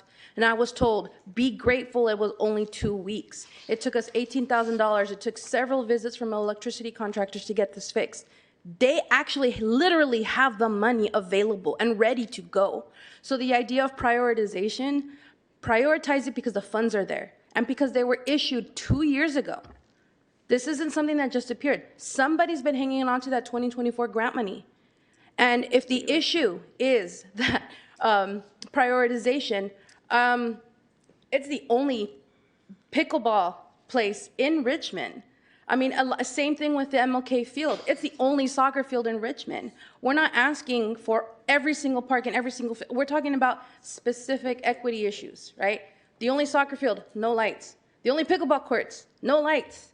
The money's there, so can we find a way to prioritize it? Lastly, last thing I'll say, the last commission meeting, the RTA, Richmond Tennis Association, came to request updates to the MOU. They already have an MOU. They're requesting updates, and they said, we want to talk to you about what those updates look like, including maintenance, including schedules. So can you work with East Bay Pickleball Association to get that MOU so that you could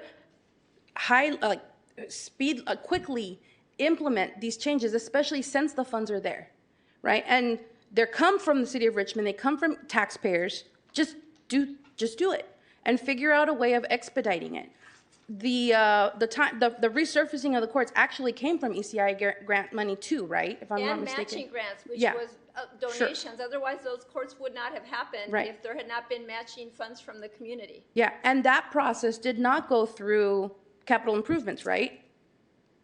We got 3 quotes from 3 licensed But not through the contractors, city and of Greg Richmond. Hardesty Yeah. approved them. Yeah, but city of Richmond didn't go through this. That's also where But they had you to have approve it. You also have to approved it. realize, excuse me, you also have to realize we have different people in charge of our parks and landscape now. Life is a little different in Richmond than it used to be. The first time I talked to Jason, I was quite impressed. They hire arborists. That's great. Well, we didn't for a long time when Greg was here. Let me tell you, we can't afford, we can't pay them. So they chop up trees in the city of Richmond. Not something I look forward to. I think where we are now at this point is that I think that we can talk about an MOU, work with Jason and Alex on seeing what they can do for an MOU. But you have to realize nothing in this city happens in 2 minutes. Lucky it happens in 6 months. There's a 2024 grant though, Jan. It's from And 2024. it's the city's money, and nothing's going to happen to it, believe me. Besides, it'll probably take them 6 months to get the money out, knowing I have had ECIA grants, and I know how long it takes to get them. Go ahead, Jason. Chair, if I may, I pulled up the email from Deputy City Manager White, and if I could go ahead and read what we sent, or what was sent on behalf of the city. The lighting of BTA, the lighting of the courts of BTA were included in a presentation to City Council, and funding was approved for various lighting projects. BTA Courts is one of the lighting projects. Public Works staff is currently in the process of developing the project schedules. The new lighting will consist of solar fixtures, The lights will be app-based controls, allowing Parks and Recreation Department to turn the lights on and off and to program scheduled on and off times based on usage in the evenings, the designated days of the week. Public Works will provide additional updates as the scheduling and implementation details are finalized. The ECIA grant will help offset the cost, not cover, offset the cost of the court's lighting project. Pertaining to the ECIA grant, the city will allow the ECIA grant lighting to be extended so it aligns with the Public Works project. Oh, yeah, we still get a copy? That would be appreciated, just so that we have it for our records. We also, I think, another part of this whole conversation was about, I heard reservation system, they have to go other places. I know it is something that I have been talking with Darcy about, and it may be her first shot at getting one going. We'll see what happens, because I know it'll be a while for us, but yeah. So I think this is still it's not going to be happening in a week, in a month. It does take time to move things forward. Go ahead, Alex. On the reservation front, which I support, I did see that there is a tennis and pickleball court reservation form online.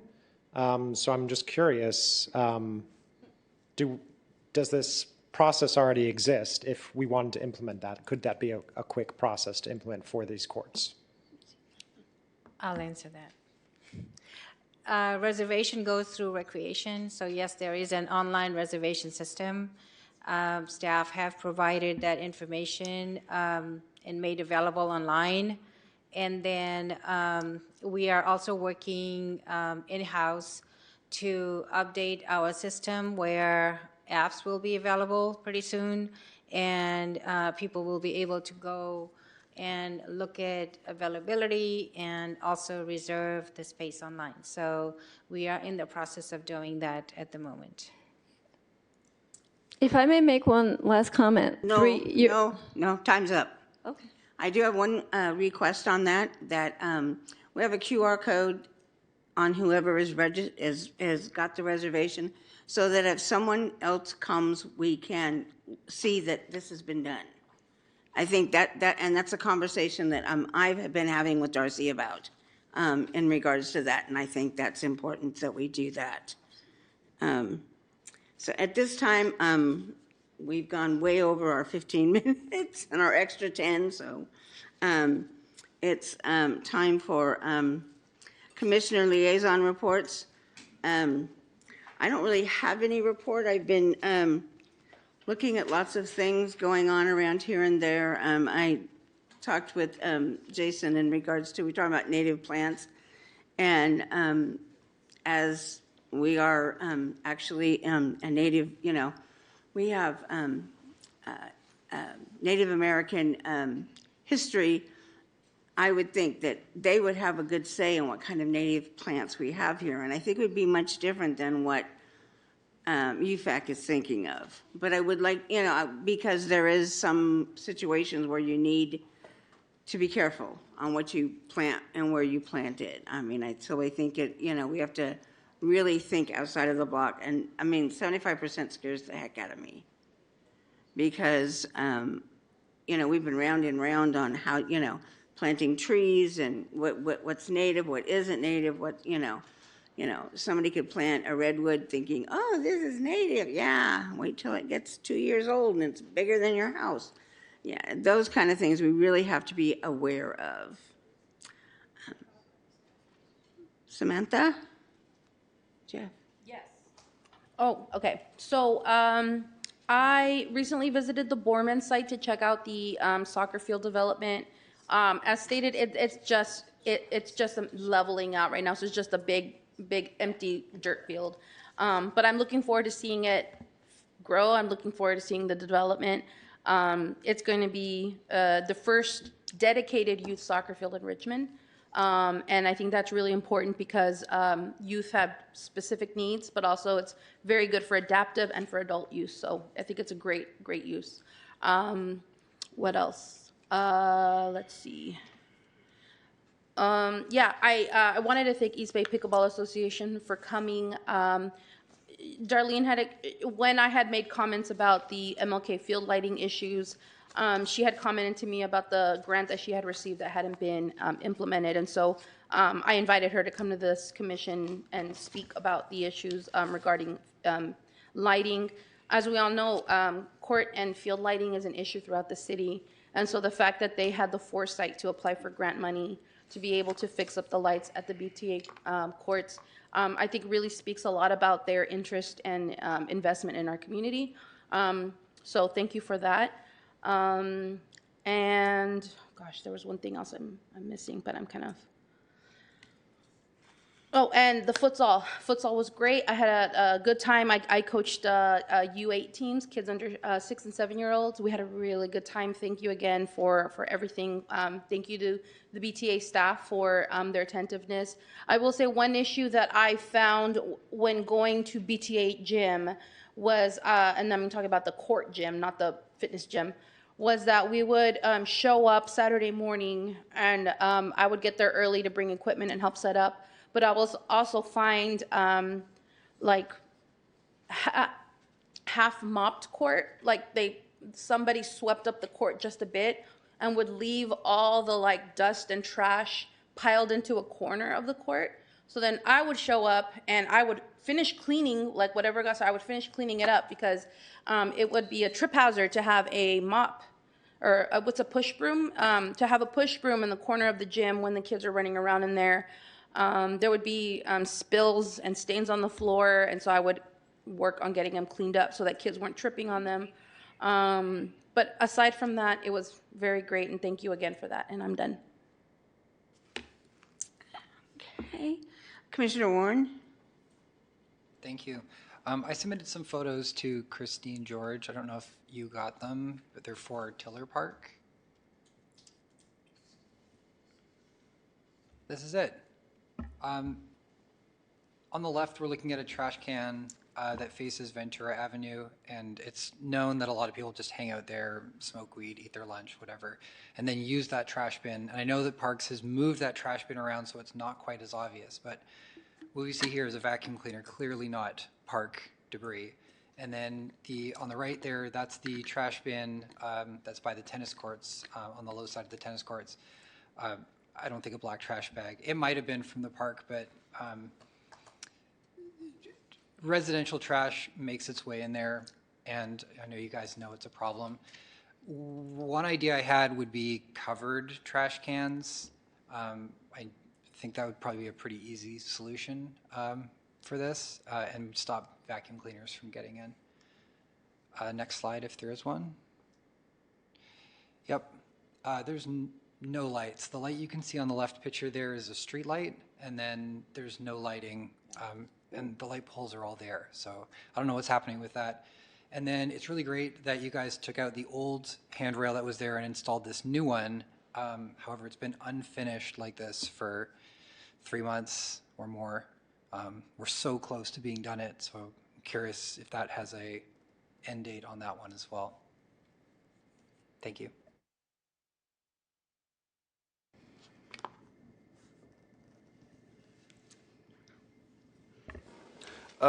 So in regards to the trash cans, so we've been going through and there's an excess amount of them that have been placed, the ones that have the artwork that's been placed on them. There's been excess amount of them placed out within the city, and so we've been going through and trying to remove ones that like there'll be basically 2 there, and then there's a trash called the Big Belly. And so we don't need that many there. So what I've actually spoke to the crews this past week about going through and identifying which ones those are and what parks that we need to be able to take those ones and put them in there. So Tiller Park would be one of those. So I'm working with the carpenters. Sorry, just to rewind, is the goal to replace all the trash cans there or just select ones? I missed what you said. In regards to Tiller, would be to change out all the metal ones. And then the banister, working with the carpenters, the last update he provided me here was his goal date was next week. So I need to kind of follow up with him a little bit more to see where he's at with that. And the lights. I know we keep talking about lights this whole meeting, but I think they were working like a couple months ago, but it's been a couple months since they've been out. So my crews came to me here this past week and said that they had saw a bunch of vandalism. So I'm not sure about how long they've been out, but I know that vandalism is getting reported over to electrical. But beyond that, I don't have an update for when they're going to be fixed or how quickly that fix can be.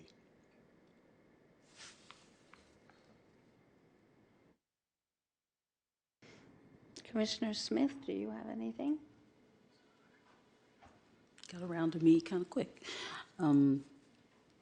So Stewart Play Lot seems to have wild grasses where it used to have wood chips. And that was another one of those lots that tends to flood every time it rains. I'm not sure if from the street, you can't tell if the wood chips are all gone, if they got they floated away or whatever. So that's still a concern.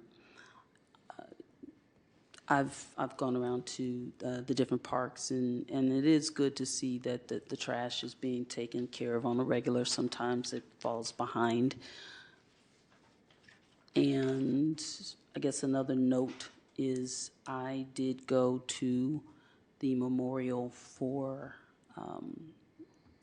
Madam Betty Reed Soskins, and was wearing my little Richmond pin and whatnot. And they was like, "Oh man, cool," So just making sure to try to put a positive light on the people of Richmond. So, but yeah, I am kind of concerned about what's going on with that flooding over there with Stewart. I'll need to work with my crews a little bit more to identify what the issue is at Stewart, whether it is similar to Humphrey, if it's a no drainage, is it clogged drainage? So we'll have to investigate that. Okay, thank you. Commissioner Rogers, do you have anything to say? I have nothing formal to report on.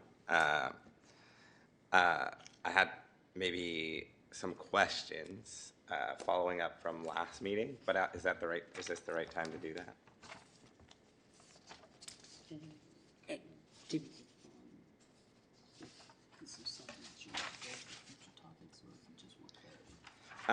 Well, I guess to be more specific. So in the last meeting, we talked about maybe doing a park assignment list.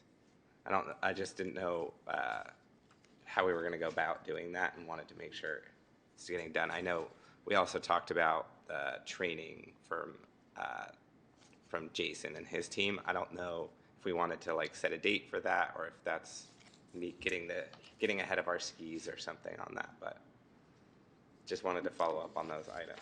We have a park assignment list.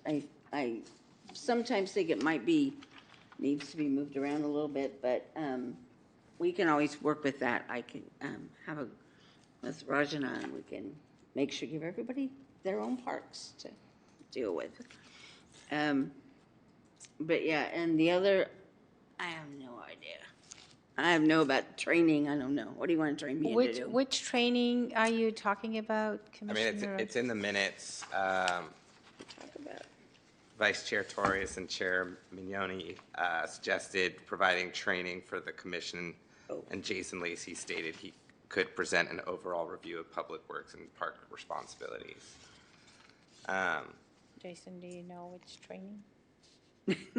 I don't recall. I'm sorry, I wasn't here last month, so I apologize for not keeping up. It's okay. That sounds like me, overpromise, underperform, underdeliver. So I don't remember exactly. I thought that was more towards tree maintenance, I thought is what we could do. However, if it's pertaining to park inspection, we can help training on that too, like to give you guys an idea of what to look for as you go into the parks, like what is reportable back to us. Yeah. Like meaningful, like these are the items, the high ticket items that we want you to get feedback on. Yeah. We could provide that. I'd have to go back and double check and see what I thought that was tree, I thought it had to do with tree maintenance, but you had also said overview. So all of it's an option. Yeah. If you guys want, like an overview of all of Public Works and our areas of responsibility and the different units we have, most certainly can provide that for you folks too. I think also we were talking about just being a commissioner and the Yeah. all the things you're supposed to do and know and all that fun stuff. If I may, Jen, did you get the email from Christine George last month? She sent out the commissioner handbook. Yeah, I did get the handbook. Okay. That helps somewhat. It does help somewhat, but I think, yeah, maybe a more of a dense read and less practical, but. We can work on that. Yeah, I mean, just trying to figure out ways to make sure that our newest members like myself are enabled to do our best and, yeah, Totally. anything that can support that, really. And the other thing that we generally organize is when the weather gets better, we do a park tour. So that's coming up. I don't want to schedule anything in March because we don't know when it's going to rain. So let's just move it out till in the next couple of weeks. You will hear back from Christine asking for dates. And since some of you work, I think it would be great to have it on a Saturday morning, if that works for you. So we'll float out some dates for you and times, and we'll just schedule a parks tour and some community center tours. If I can. Go ahead. Just about any Saturday other than the third Saturday. Thank you. I have obligations on those. Commissioner Roney, did you have anything to tell us about, speak about? Not too much. I'll say that I did go to BTA to check out the pickleball courts, which I'm not going to go into here. But while I was there, I noticed there's a cleanup for Baxter Creek on March 14th, since it seems we share lots of events out. I'll also just say, I know we talked about the backstops last time, but the field seems to be relatively decent compared to some of the other fields I've been on. On the flip side, Central Park, which I know is maintained by El Cerrito via agreement, that one could probably use some improvement here and there. That's it for me. I think that's all of us. Oh, yes, thank you. Also, we need to extend the meeting. Oh. Madam Chair, since Vice Mayor Robinson is here, maybe we should ask her if she wants to make a comment. Yes, we were getting to that. Vice Mayor Robinson, please come up to the microphone and speak whatever you wish to tell us. I don't have that much to say today. I did want to make sure that you all knew about the Park Equity Project and what's going on there and the working groups. I think especially, after the 3 years of going to these park and recreation meetings, it seems like some of the work that's happening there, especially the work that we're trying to figure out around what we mean by maintenance standards, would be of a lot of it would be something that this commission would be really interested in. Because the purpose of that working group is to try to consider what is the maintenance standard that the city of Richmond should reach for.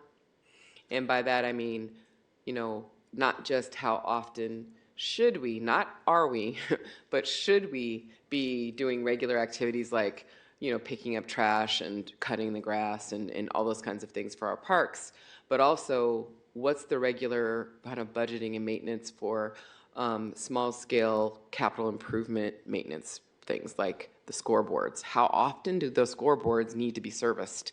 And can we put those into a plan? And what is the budget needed to support that? I say that is how important this is, because if we could actually figure out what all those things are, figure out what that schedule looks like, figure out what the staffing would look like to support that minimum standard of maintenance, then we could try to figure out, what can the council do, what can other folks do to bring the resources to support it. But if we never know what that maintenance looks like, if we never know what that staffing level is, what that budget is, you can't plan for it. You can't make it happen. And so all we're doing is complaining and whack-a-moling, right? Because you don't have a plan, right? So this is a really amazing opportunity that's funded by the Hellman Foundation. The city has, grant funds to support some of the effort, and I think that it could actually be something that helps us solve some of these problems by having a regular maintenance plan and enough staffing to do it. Simultaneously, another working group is looking at different funding mechanisms that we could have, not only for capital improvement projects, which grants like state grants and things like that will pay for capital improvements, but funding mechanisms that can help increase our general fund and make maintenance possible, because usually those grants don't include any maintenance. And that's one of the big problems, is that if we build new things and we don't have enough money to take care of them, in 3 to 5 years they look like crap. So I just wanted to make sure to bring those to your attention. Those are another set of things that I've been involved in, and I'm in those meetings with Jason and Tofik and Lena and a bunch of community members or whatever, and it's just a really powerful process. So I think that some of the things that you all are thinking about here could help, and some of the things you're noticing as well, because the parks a lot more intimately, could be really helpful to our process. So that's it, if you have any questions for me. Does anyone have any questions? I just wanted to echo that. I think the PEP is an amazing group as well, and I think the commissioners would fit in very well there. You hear from very experienced folks in nonprofit, in government, whose focus is parks. And like Vice Mayor mentioned, they talk about specifically about policies and fundings. They do the non-sexy work of operating our parks.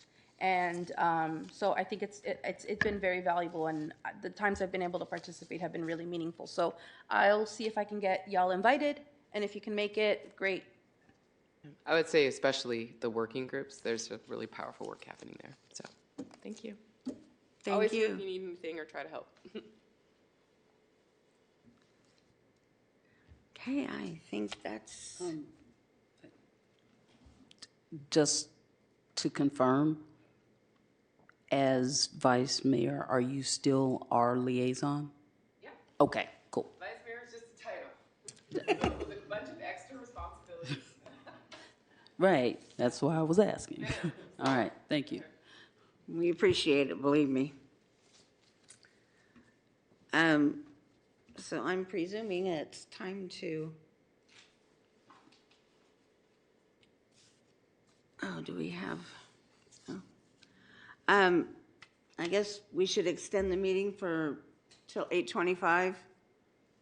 Do I have a motion for that? I move to extend the meeting till 8:25.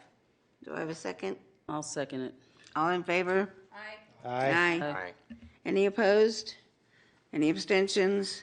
Okay, we'll make it a fast 15 minutes. We don't have any action items, except for Alex. Jason has a very long list of action items, so we won't say anything. Request for topics for the next commission meeting.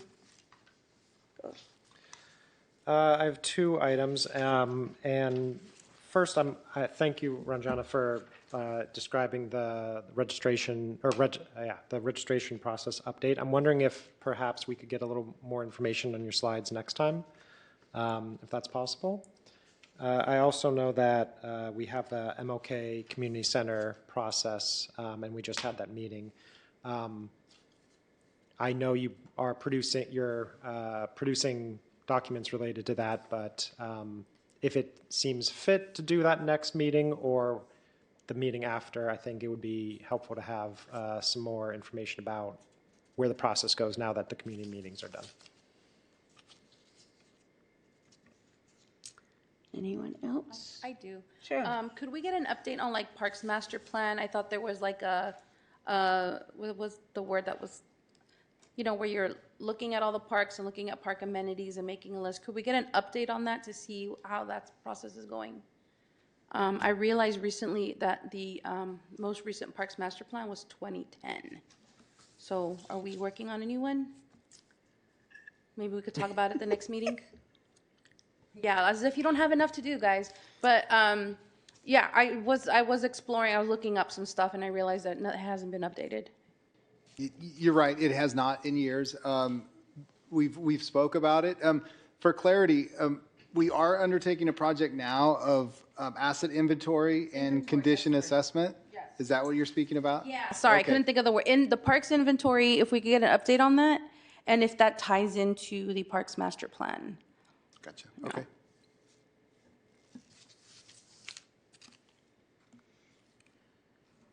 Nothing else? And we will adjourn this meeting at 8:13.